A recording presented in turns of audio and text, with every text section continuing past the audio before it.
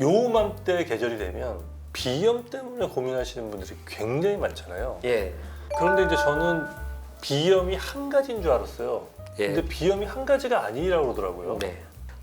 가장 흔한 예. 비염의 가장 흔한 원인은 사실은 감기죠, 감기.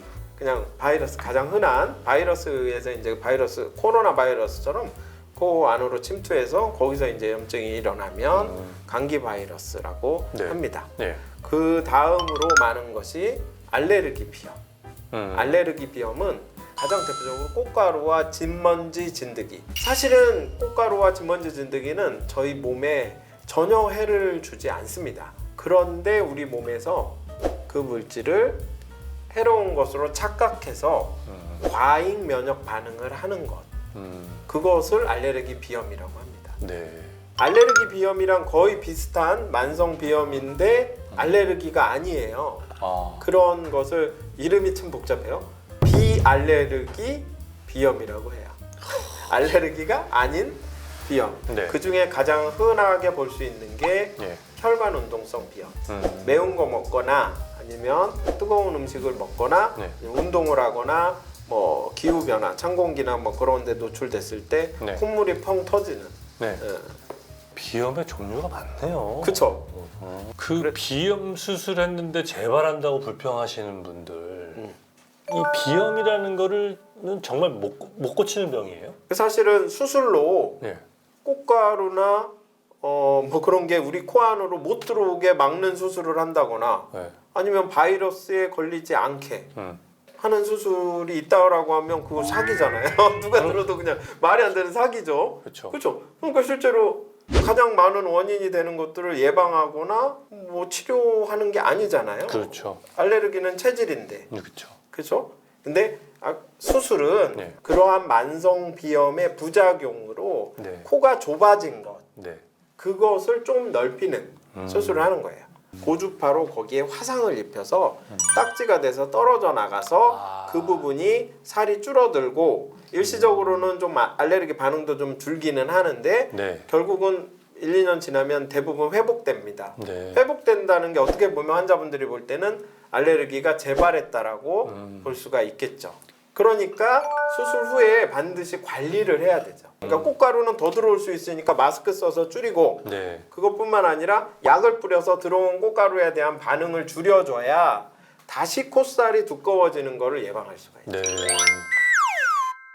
비염 걸리신 분들 중에 코가 막혀도 코를 세게 풀면 안 된다고 예. 하던데 그건 왜 그런 거예요?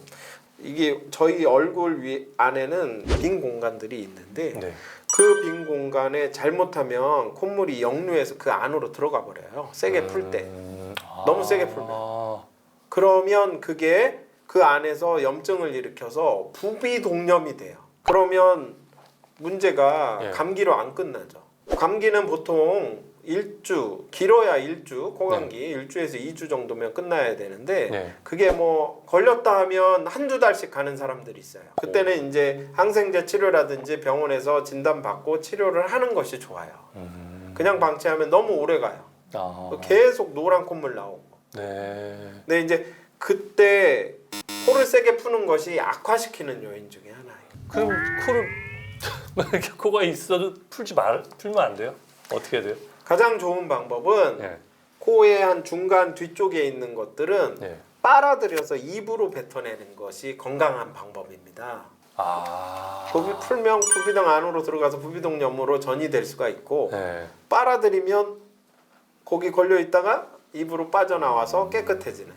맨 앞에 부분에 약간의 앞쪽 부분에 있는 것만 살살 풀어주면 돼요. 순서는 그 중간 뒤에 있는 콧물은 되도록이면 입으로 빨아들여서 뱉어내고 네. 그것도 좀 모자라면 코세척을 통해서 코에 이제 그 소금물 같은 걸 넣어서 씻어서 같이 입으로 빼서 입으로 뱉어내는 방식이 가장 건강하고 일부 좀 남은 거 앞쪽에 있는 것은 살살 풀어줘요. 세게 풀지 않고 살살 풀어주면 부비동염으로 전이되는 현상을 줄일 수 있어요.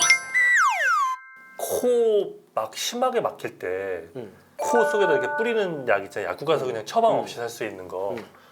근데 또 그걸 하지 말라고 그러는 분들도 있어요. 왜 그런 건가요?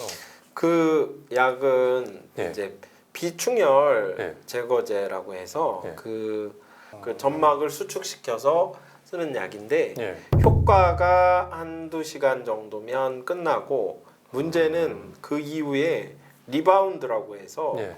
역으로 좀 더 커지는 현상이 발생해요. 반동으로 더 커지는데 예. 계속 이게 반복되면 점점 점막이 더 커집니다. 그게 약재성 비염이라고 그래서 그 제일 심해요. 쓸 때만 줄어들고 계속 커지니까 그 약을 쓰지 않으면 도저히 숨을 쉴 수 없는 상태까지 가게 돼요. 그 약에 굉장히 의존하게 되죠. 그래서 그 약은 이비인후과 의사들이 굉장히 추천을 하지 않는 약입니다. 안전한 뿌리는 약은 병원에서 예. 처방을 받으실 수 있습니다. 비염 관련된 얘기들을 좀 했으니까 이 비염으로 고생하시는 분들한테 한 가지만 딱 얘기해 주신다면 뭐 있을까요?